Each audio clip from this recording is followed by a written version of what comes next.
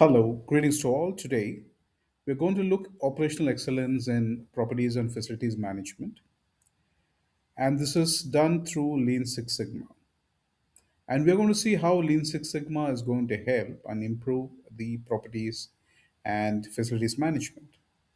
So normally, as you see, whenever we hear the word Six Sigma, it normally applicable in industries and factories. That's what most people think.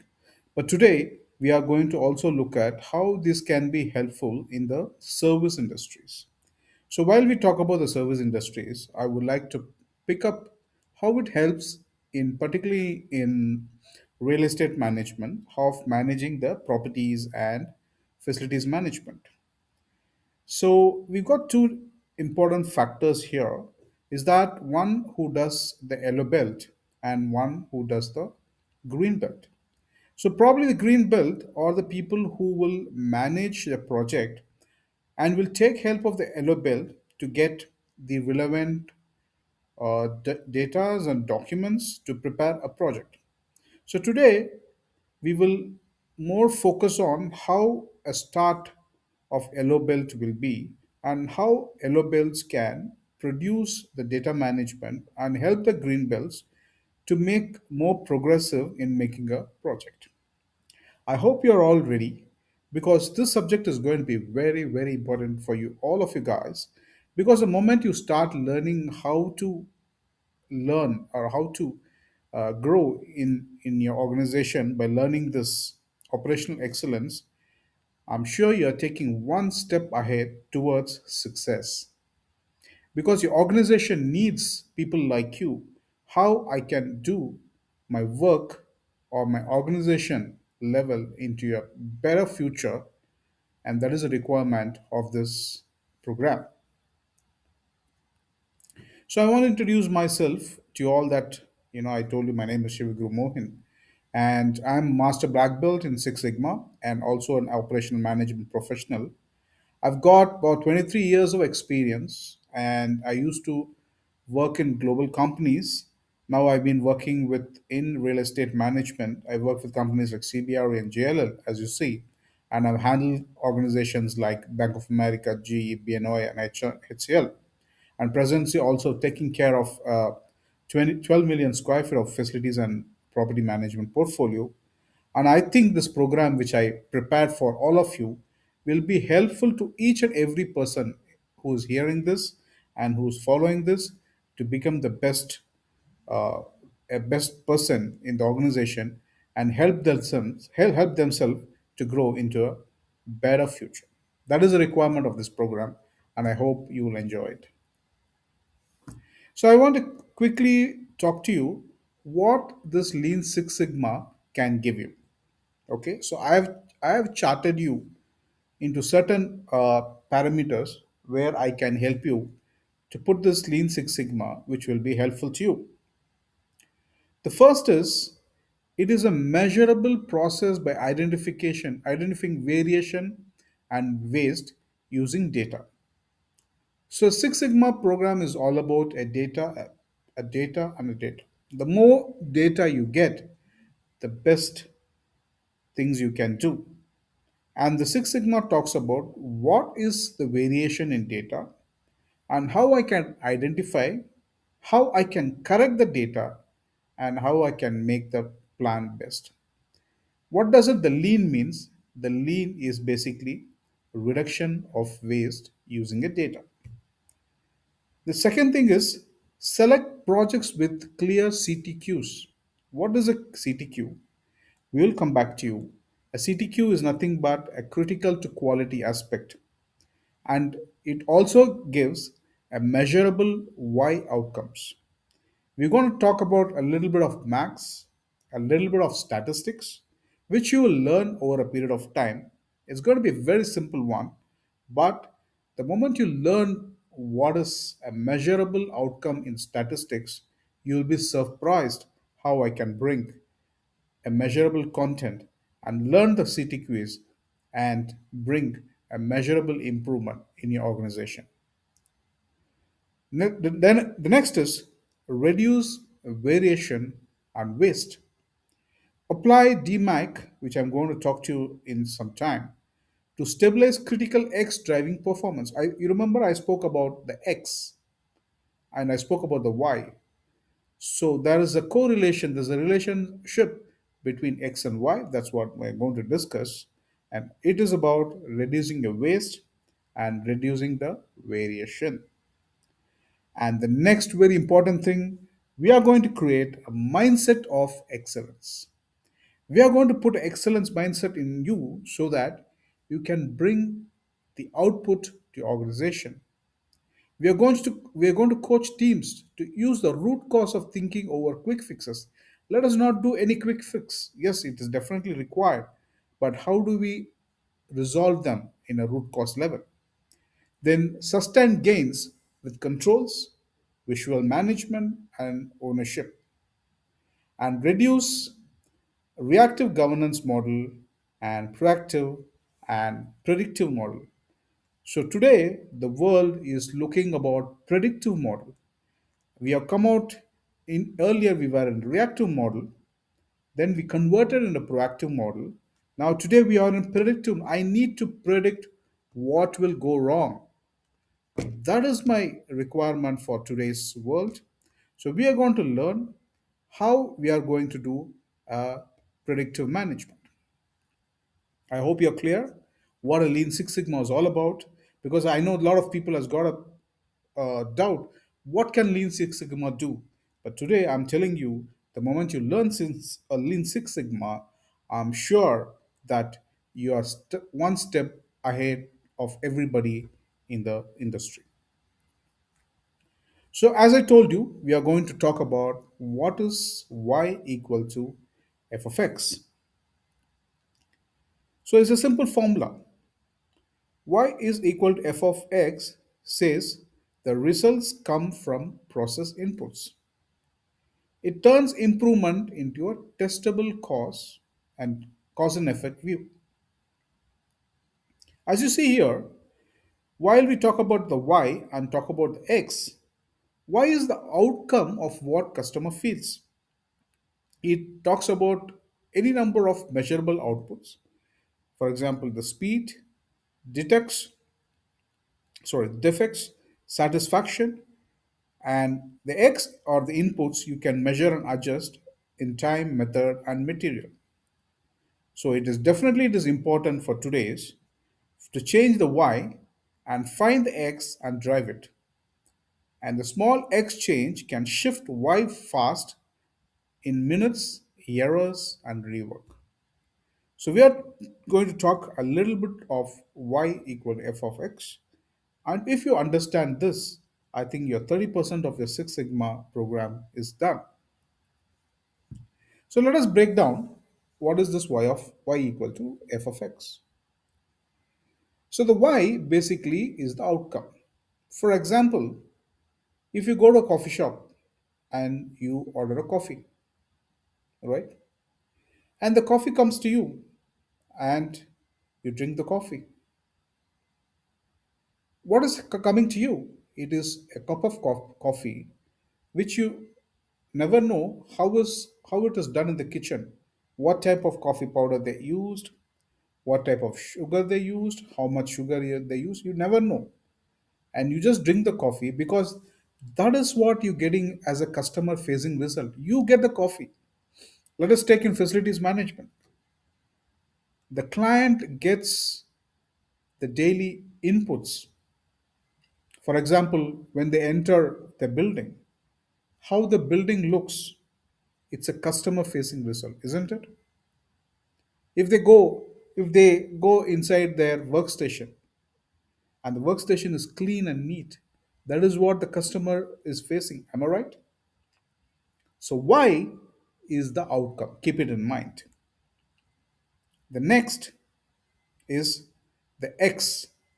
The x is the inputs. As I told you, when the coffee is made, there are so much of inputs to it, right? There's certain amount of coffee powder is used, certain amount of milk is used, certain amount of sugar is used, then you will get the best coffee. But do you know how much milk they are using to give the best coffee?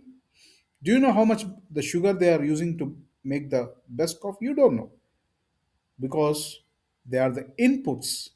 The X are the inputs. Like I said, when the workstations are clean or the building is clean, what the inputs the client doesn't know. The inputs you have put the right people, you have put the right time, you put the right machineries, you put the right things to ensure the workstations are clean. Am I not right? Because you put the right inputs, the Y outcome is also good. If you don't put the right X, for example, you did not put the right chemical to clean the workstations, or you have not put the right machineries to clean the floors, it's not clean, it's smelling bad, then you know that your inputs are wrong and your outcome, your outputs are also wrong, isn't it? So, is there a relationship? Yes, there is a relationship, because the X combine to produce Y, because it's a cause and effect, a cause and an effect. If you do it wrong, you will get wrong. You will, if you get it right, you will get the output right. So when you make a wrong sugar mix, a wrong heat of the coffee, the outcome is a bad coffee, because your client is not going to say your sugar is less. Your client is not going to say your milk is bad. Your client is not going to say your washing materials are bad. They are going to just say the outcome is bad. So now what is your requirement? You need to make ensure the inputs are right, and that is the need of the LO bells. The LO bells has to find out what is my inputs, what are my inputs are has to do to make my Y outcome the best, and all the inputs are measurable. How is it measurable? The time. Whatever the time I'm used, it's measurable, right? All your inputs should be measurable. Your materials, how much chemicals I'm using, how much manpower I'm using for this particular area. So that is important, the inputs. And every yellow bells has to start looking into the inputs. I hope I'm clear with breaking down what is y is equal to f of x. So I've given some f of x, right? Define the outcome. The y starts the component resolution time. X are the identify key drivers. Let's take an example of housekeeping. The Y is the cleanliness score, because that is what the client will score you, right? Let us take this as a hotel, or probably even a workstation. You can keep it, because we're all from the property and the facilities management field. And the cleanliness score is my outcome. This is what I need. To get the cleanliness, the best scores, you need to do the best X, right? So I put X1, X2, X3, X4, X5 as the key process inputs. My X1 is stuffing. My X2 is cleaning frequency. My X3 is chemical quality. My X4 is training hours. My X5 is supervisor inspection frequency. If I do all the X right, I am confident my Y will improve significantly. Do you accept? Yes, I'm sure you'll accept. There's another program here for energy. Why is the monthly electricity use in kWh? The goal is to reduce Y without hurting the comfort of operation. Here, for example, I'm taking this as my customer who complains every month my electricity bill is very high.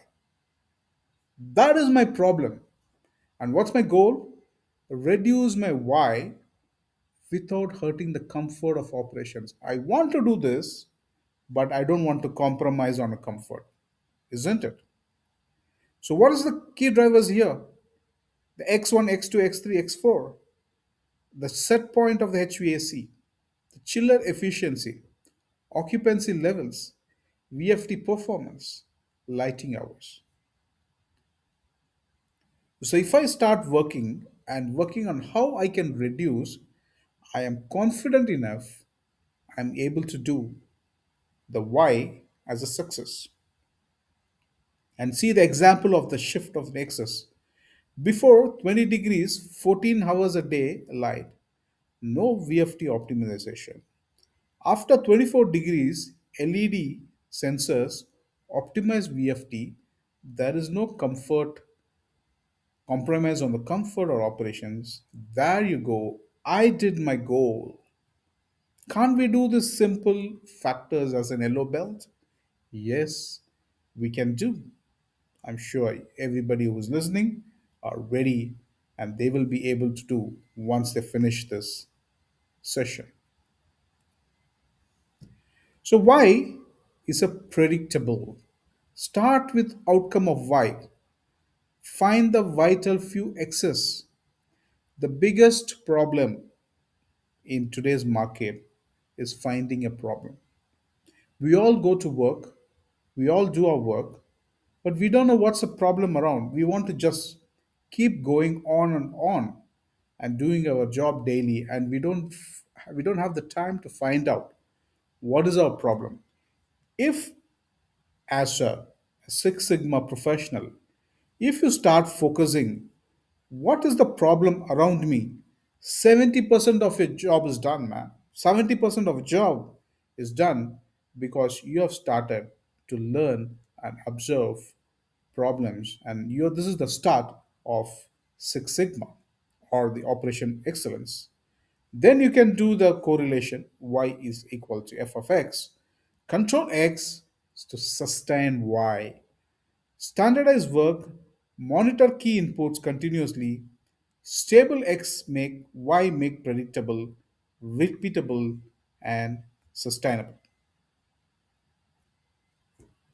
So I put a chart. You know, there are so much of why you can always work on. Customer satisfaction, housekeeping quality, energy efficiency, water conservation, complaint resolution, lift reliability, waste segregation, security performance, procurement efficiency. Look at this. This all could go wrong. All your why can go wrong. There is a lot of scope for improvement. And how do we measure why? That is also I've given. Now there are so many X as a process where I can improve my process inputs and how I can measure the audit score. Like the first one. As you see, the customer satisfaction, I'm just taking one as an example. My customer satisfaction say, I want above 95%. The client says you, I need my customer satisfaction above 95%. That is your KPI. Then that's my why. Then I start behaving how I can improve my X.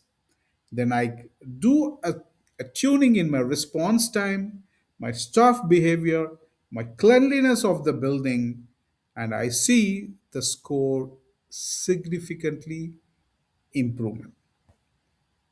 You got the point?